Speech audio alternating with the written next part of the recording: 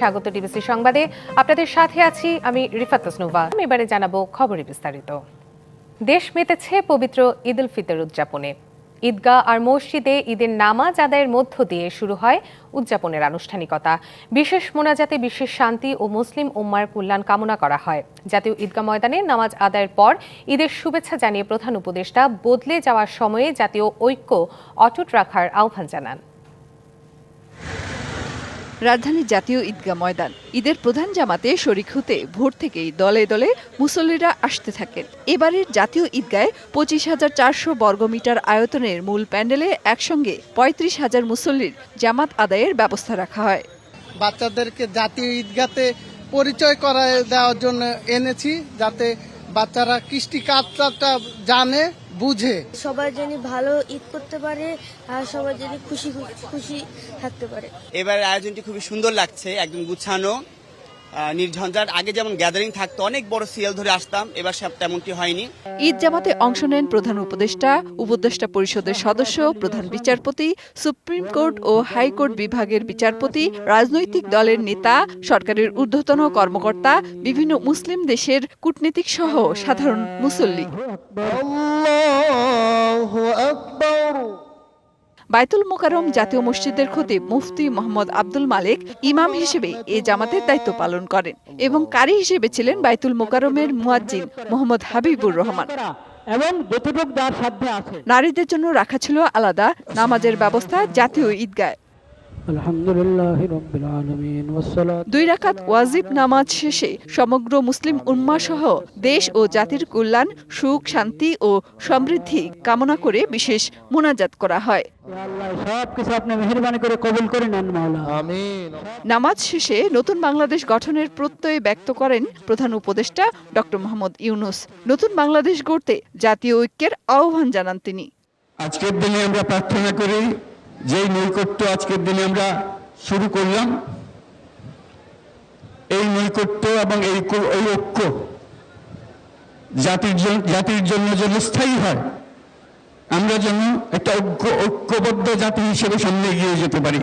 যারা নতুন বাংলাদেশের স্বপ্ন বাস্তবায়ন করার জন্য নিজের আত্মাহুতি দিয়েছেন, বেঁচে থাকলেও স্বাভাবিক জীবন যাপন করতে পারছেন না, তাদের স্মরণে আমরা যেন মোনাজাত করি আল্লাহর কাছে।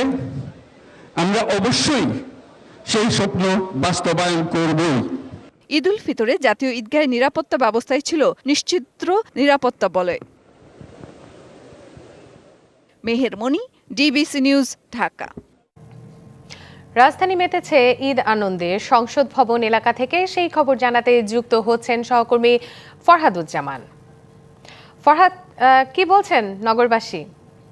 তাসনুভা, তারা বলছেন, নগরবাসী বলছেন যে নতুন বাংলাদেশ নতুন এক ঈদ উদযাপন করছে এবার তারা।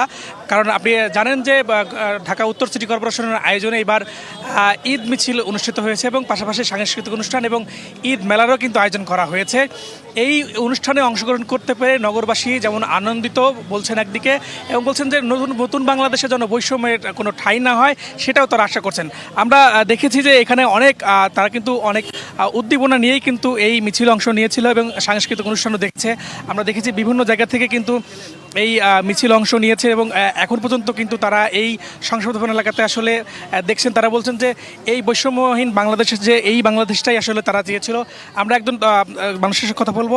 আপনি কোন জায়গা থেকে এসেছেন এবং এবারের ঈদটা কেমন কাটছে? আলহামদুলিল্লাহ, আল্লাহর কাছে শুরুতেই লাখো শুকরিয়া জানাচ্ছি। আর এবারের রোজা একদম আল্লাহর রহমত যেভাবে থাকে, কোনো কষ্ট হয়নি। আল্লাহর রহমতে প্রত্যেকটা রোজায় আমাকে মনে হয়েছে যে এবার কোনো ক্লান্তি নেই, ভেতর থেকে একটা প্রশান্তি, যেন আমাদের মাথার উপরে কোনো একজন আছেন। ডক্টর ইউনূস সাহেব, উনি আসলেই একজন সম্মানী একজন মানুষ। ঈদটা কেমন কেটেছে? ঈদটা আলহামদুলিল্লাহ অনেক ভালো কেটেছে। গান নিয়ে সুন্দরভাবে আমরা সুন্দর একটা আয়োজন করে পরিবারের সাথে নতুন জামা পরে নামাজ পড়ে আলহামদুলিল্লাহ খুবই ভালো কেটেছে। আমরা একজন আপনার সাথে কথা বলবো। একটু বলবেন যে প্রতিবারই তো ঈদ করেন ঘরে বা সেই ক্ষেত্রে এইবারের ঈদটা কেমন কাটছে? এবার সত্যি অসাধারণ লাগছে। একটু নিজেও মানে স্বাধীন হয়েছি মনে হচ্ছে যে নতুন বাংলাদেশে নতুন করে বাঁচার স্বপ্ন দেখছি। সরাসরি দর্শকের সাথে আমরা আনন্দ ভাগাভাগি করে নিতে পারছি, ভীষণ ভালো লাগছে। তাছাড়া আমরা জানি আপনাদের আগেও দেখিয়েছিলাম যে এই যে বলছিলাম যে 400 বছরের যে মুঘলদের যে ঐতিহ্য, যে ঈদের যে আনন্দ মিছিল, সেটা কিন্তু রাজধানীতে আবার ফিরে এসেছে, যার কারণে কিন্তু আসলে এবারের ঈদটা কিন্তু অনেকটাই আনন্দ কেটেছে। বিশেষ করে যারা ঘরে যারা থাকেন, বিশেষ করে নারীরা, তারাও কিন্তু এই মিছিলে স্বতঃস্ফূর্তভাবে অংশ নিয়েছিলেন। এখন পর্যন্ত তারা আসলে বলছেন যে তাদের ঈদটা খুব স্বাচ্ছন্দ্য এবং সুন্দরভাবে কেটেছে।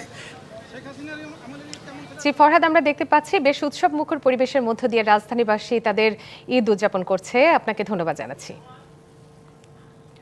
উৎসব মুখর পরিবেশে সারা দেশে উদযাপিত হচ্ছে ঈদ উল ফিতর। সকালে ঈদগাহ ও মসজিদে নামাজ আদায়ের উদ্দেশ্যে বের হন মুসল্লিরা, অংশ নেন ঈদের জামাতে। মোনাজাতে সম্প্রীতি এবং সাম্যের শিক্ষায় সবাইকে একসাথে কাজ করার আহ্বান জানানো হয়। জুলাই অভ্যুত্থানের চেতনা লালন করে অসাম্প্রদায়িক দেশ বিনির্মাণে কথা উঠে আসে খুতবা এবং মোনাজাতে। বিশ্ব শান্তির পাশাপাশি ফিলিস্তিনের নির্যাতিত মুসলমানদের মঙ্গল কামনাও করা হয় প্রার্থনায়।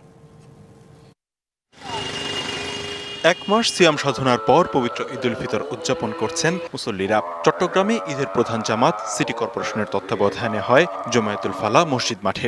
হাজারো মুসল্লি কাঁধে কাঁধ মিলিয়ে নামাজ আদায় করেন। আন্দোলনের মধ্যে দিয়ে আমরা একটা দেশের দুর্নীতিমুক্ত সমৃদ্ধশালী বাংলাদেশ গড়ার পক্ষে আমাদের রাজনীতিবিদ ছাত্র জনতারা আজকে রক্ত দিয়েছে।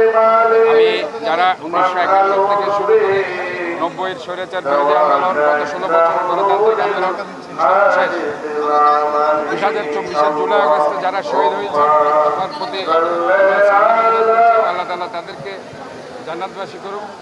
এছাড়া নগরীর 41টি ওয়ার্ডেই হয় ঈদ জামাত।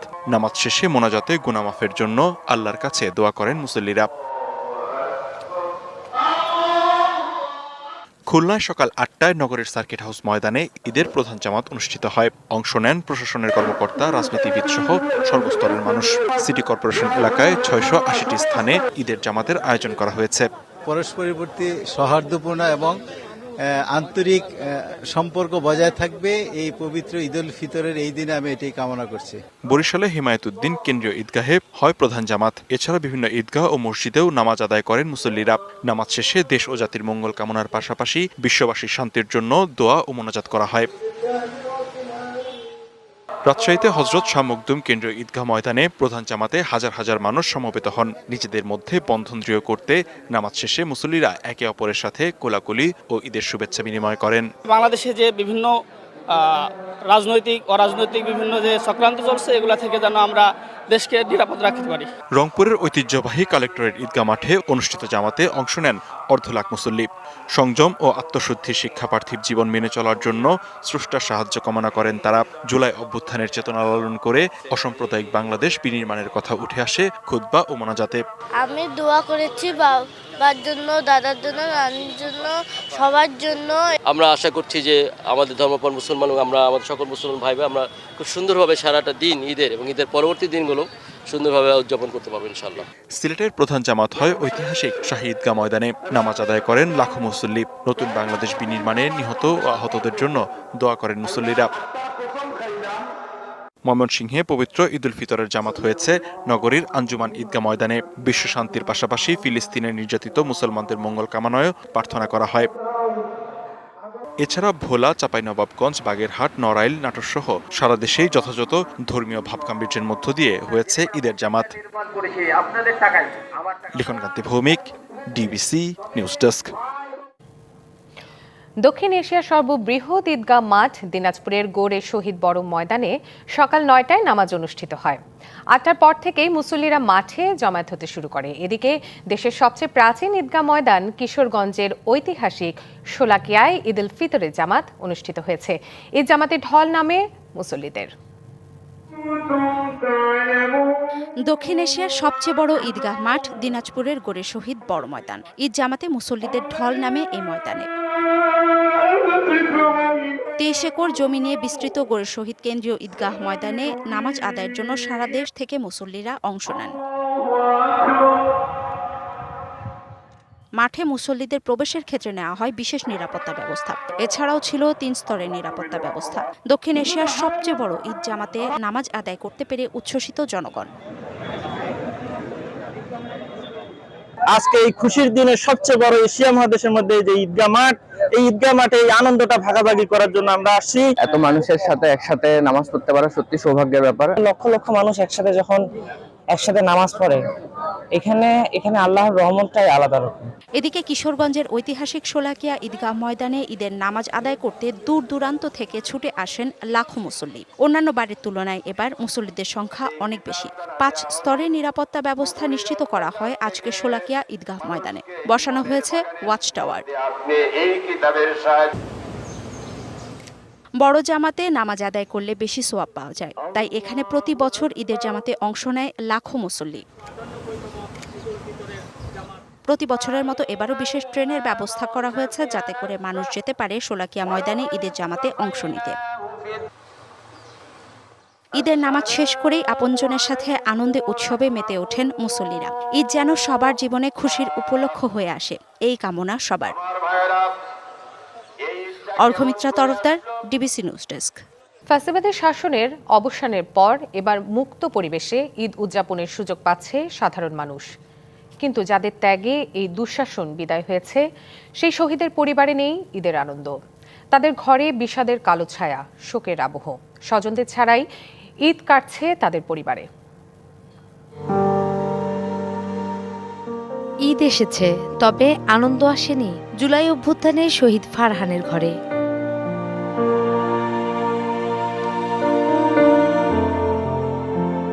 ফারহানের বইগুলো পড়ে আছে রুমে, মনে পড়তেই চোখের পানিতে ঈদ ভাসছে তার মায়ের। ড্রেসিং টেবিলের সামনে প্রায় গেলে বলতো যে ওর হাতের সাথে আমার হাত মিলে দেখতো যে কে বেশি ফর্সা, আমি না তুমি। মা বাবার কাঁধে সন্তানের লাশ, এটা খুবই কষ্টকর বিষয়, আমাদের মেনে নিতে অনেক কষ্ট হয়। প্রতি বছর টাকা জমিয়ে মায়ের হাতে ঈদের ভালোবাসা দিত ফারহান। এবার কোলশূন্য তার মায়ের। এর আগের বার ঈদে ওর শপিং করে এনে বাকি টাকা ছিল, ঈদে আমার জন্য ঘড়ি কিনে নিয়ে এসে বলতাম এটা তোমার জন্য ঘড়ি আনছে, এটা বলব। এবার এসব কেবল স্মৃতি, এমনটি বলে কাঁদলেন সন্তান হারা মা। জানালেন ঈদের সকালে কি খেতে পছন্দ করত আদরের ফারহান। শেষ কথা তেমন হয় নাই, আন্দোলনে যাওয়ার আগের দিন আর কি আমার হাতে খেয়েছে দুপুরবেলা। ঈদে কোরবানিতে সবসময় কাচ্চি বিরিয়ানি, মাংসের চাপ, এগুলো মুঠিয়া কাবাব এগুলোই খেতে পছন্দ করত। এদিকে ছেলের রেখে যাওয়া স্মৃতি বয়ে বেড়াচ্ছেন বাবাও। এই তো সেদিন কোটা আন্দোলনে গিয়েছিল ছেলে, কিন্তু ঘরে ফেরে লাশ হয়ে। এই হত্যার বিচার চান রাষ্ট্রের কাছে।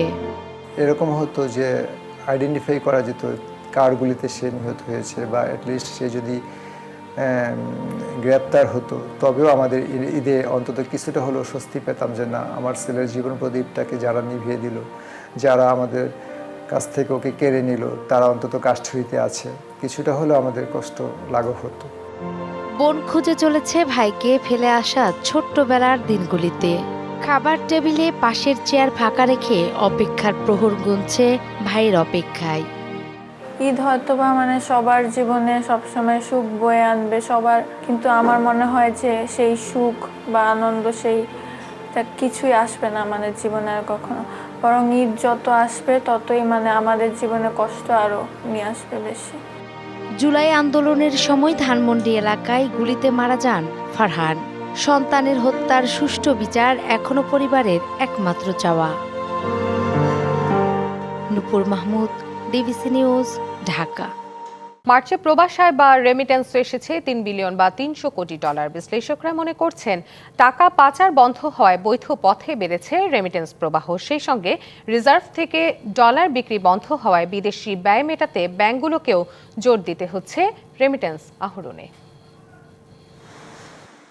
জুলাই আন্দোলনে হাসিনা সরকারের অন্যায়ের প্রতিবাদ হিসেবে রেমিটেন্স শাটডাউনের ঘোষণা দেয় প্রবাসীরা। পরে 5 আগস্ট সরকার পতনের পর থেকেই বাড়তি গতি পায় বৈদেশিক মুদ্রা অর্জনের অন্যতম উৎস প্রবাস আয়ে। আগে যেমনটা শাটডাউন করেছিলাম সবাই মিলে, আবার এই 5 আগস্টের পরে থেকে সবাই মিলে কিন্তু আমরা রাইট ওয়েতে ব্যাংকিং চ্যানেলে রেমিটেন্স পাঠাচ্ছি। এটা আমাদের একমাত্র লক্ষ্য, যেটা নতুন বাংলাদেশ বিনির্মাণের জন্য। অন্তর্বর্তী সরকার ক্ষমতায় আসার পর প্রতি মাসেই বেড়েছে রেমিটেন্স আয়। মার্চে এ আয় $300 কোটি অতিক্রম করেছে, যা ছাড়িয়ে গেছে অতীতের সব রেকর্ড। ব্যাংকাররা বলছেন, দেশ থেকে টাকা পাচার কমে যাওয়ায় কমেছে হুন্ডির চাহিদা, যে কারণে থেমেছে ডলার দরের অস্থিরতাও। এর সঙ্গে দেশপ্রেমের দায়বদ্ধতা থেকেও বৈধ পথে রেমিটেন্স পাঠানোতে আগ্রহ বেড়েছে প্রবাসীদের। এই অভ্যুত্থানের পরে দেশপ্রেমেরও একটা বিষয় সেখানে আসছে, প্রয়োজনের বিষয়টা সেখানে আসছে। ফলে আগের মতো টাকা এখান থেকে পাচার হয়ে হুন্ডি হয়ে যায় না। এখান থেকে যদি বেশি টাকা পাচার হইতো তাইলে ওই দিক থেকেও বেশি দামে কিনে ডলার পাঠানোর প্রয়োজন বা ওখানে ডলার জোগাড় করার প্রশ্ন আসতো। এদিকে কেন্দ্রীয় ব্যাংক বলছে, অবৈধ পথে রেমিটেন্স আসলে তা কালো টাকা হিসেবে চিহ্নিত হবে, তাই বাড়ানো হয়েছে সচেতনতা কার্যক্রম। এছাড়াও রিজার্ভ ধরে রাখতে ডলার বিক্রি বন্ধ রেখেছে বাংলাদেশ ব্যাংক। এতে রেমিটেন্স সংগ্রহে বাড়তি শ্রম দিচ্ছে ব্যাংকগুলো, যার ইতিবাচক ফল রেকর্ড রেমিটেন্স আয়। হুন্ডি কমে গেছে এবং হুন্ডি কমার কৃতিত্ব আমি সম্পূর্ণভাবে রেমিটেন্স যোদ্ধাদেরকে দিই। প্রবাসীদের যে আত্মীয়স্বজন দেশে আছে তাদেরকেও নানাভাবে আমরা বোঝাতে চেষ্টা করতেছি যে ব্যাংকিং চ্যানেল দিয়ে তোমার ছেলে বা স্বামী টাকা না পাঠায় সেটা কিন্তু হোয়াইট মানি হবে না। রেমিটেন্স আয় বৃদ্ধি পাওয়ায় কমছে বৈদেশিক মুদ্রার সংকট। সেই সঙ্গে অনেকটাই স্থিতিশীল হয়েছে ডলারের বিপরীতে টাকার বিনিময় হার, যার সুফল পাচ্ছে পুরো অর্থনীতি। রেদওয়ানুল হক, টিবিসি নিউজ, ঢাকা। পার্বত্য জেলার রাঙামাটির ননিয়ারচরের পাহাড়ি এলাকায় হানিকুইন জাতের আনারসের ব্যাপক ফলনে হাসি ফুটেছে কৃষকের মুখে। কৃষি বিভাগের পরামর্শে সারা বছরই ফলন হচ্ছে এ জাতের আনারসের, তবে প্রত্যাশিত দাম না পাওয়ায় হতাশ চাষিরা। আর কৃষকের দামের সমস্যা সমাধানে কাজ করছে কৃষি বিভাগ। রাঙামাটি জেলায় সবচেয়ে বেশি আনারস উৎপাদন হয় নানিয়ারচর উপজেলায়। পাহাড়ের বুকে সারি সারিভাবে রোপণ করা হয় হানিকুইন জাতের আনারস। তবে ফলন ভালো হলেও ন্যায্য দাম না পাওয়ায় কৃষকের কপালে চিন্তার ভাঁজ।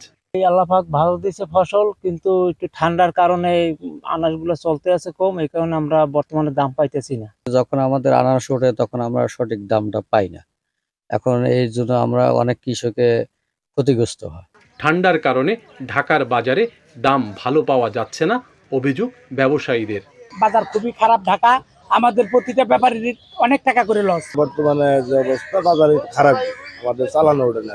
জ্যৈষ্ঠ মাস আনারস পাকার মৌসুম হলেও বর্তমানে কৃষি বিভাগের পরামর্শে বিশেষ পদ্ধতিতে হরমোন ব্যবহারের মাধ্যমে সারা বছরই উৎপাদন হচ্ছে উচ্চ ফলনশীল আনারস হানিকুইন।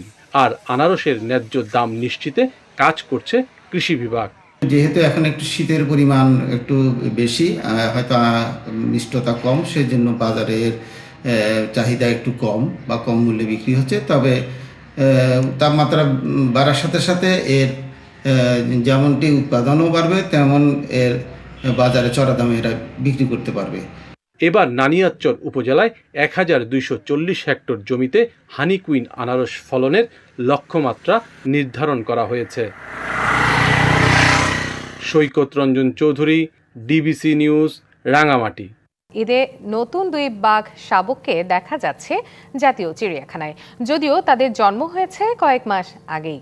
শাবক দুটি বেড়ে ওঠা ও সুস্থতার জন্য এতদিন আনা হয়নি দর্শনার্থীদের সামনে। ঈদ ঘিরে বাঘিনী মায়ের সাথে তাদের রাখা হচ্ছে একই খাঁচায়, কিছুদিন পর নেওয়া হবে অন্য খাঁচায়। একজনের নাম শাপলা, আরেকজনের নাম পদ্ম। মায়ের সাথেই এখন সময় কাটে তাদের। বয়স প্রায় 1 বছর। আকারে ইতিমধ্যে বেশ বড় হয়ে গেছে, এখন কিছুটা ছোটাছুটি করে সময় কাটে তাদের। এদেরকে আমরা জন্মের পরে 2 মাস টোটালি প্রদর্শনী থেকে আনা হয় না, 2 মাস পরে এদেরকে প্রদর্শনীতে আনা হয়, তাও পুরোপুরি উন্মুক্ত করা হয় না। তারপরে আস্তে আস্তে এদের এই দুধ খাওয়া যখন ছাড়ে তখন এদেরকে উন্মুক্ত করা হয়, এবং এই ঈদ উপলক্ষে আমরা এদেরকে দর্শনার্থীদের জন্য পুরোপুরি উন্মুক্ত ঘোষণা করছি আর কি। ঈদ ছুটিতে চিড়িয়াখানায় দর্শনার্থীদের সংখ্যা অনেক বেড়ে যায়। শাবক দুটি যাতে ভয় না পায় সেই জন্য কিছুদিন ধরে তাদের প্রদর্শনীতে রাখা হয়েছে। আমাদের এখন এই 12টা বাঘ সহ মোট 13টা বাঘ, তার মধ্যে 6টা পুরুষ 7টা স্ত্রী। আমরা এই বাঘ যখনই প্রেগনেন্ট হয় বুঝতে পারি আমরা এদের মেটিং হওয়ার পরে 90 থেকে 110 দিনের মধ্যে বাচ্চা হয়। যখনই মেটিং হয় 1 মাস পরে আমরা এটা বুঝতে পারি যে সে কনসিভ করছে আর কি। তখন থেকে আমরা স্পেশাল যত্ন নেওয়া শুরু করি। নতুন বাঘ শাবক শাপলা স্ত্রীলিঙ্গের আর পদ্ম পুরুষ। শাপলা ও পদ্মকে মা বেলির সাথে রাখা হলেও বাবা টগর রয়েছে পাশের খাঁচায়। Redwan Ahmed, DBC news, Dhaka. DBC সংবাদে এই ছিল এখনকার মতো। ডিবিসি নিউজের সংবাদগুলো পড়তে ভিজিট করুন dbcnews.tv আর ভিজিট করুন ডিবিসি নিউজের ফেসবুক পেজ এবং ইউটিউব চ্যানেলে। ডিবিসির সঙ্গেই থাকুন।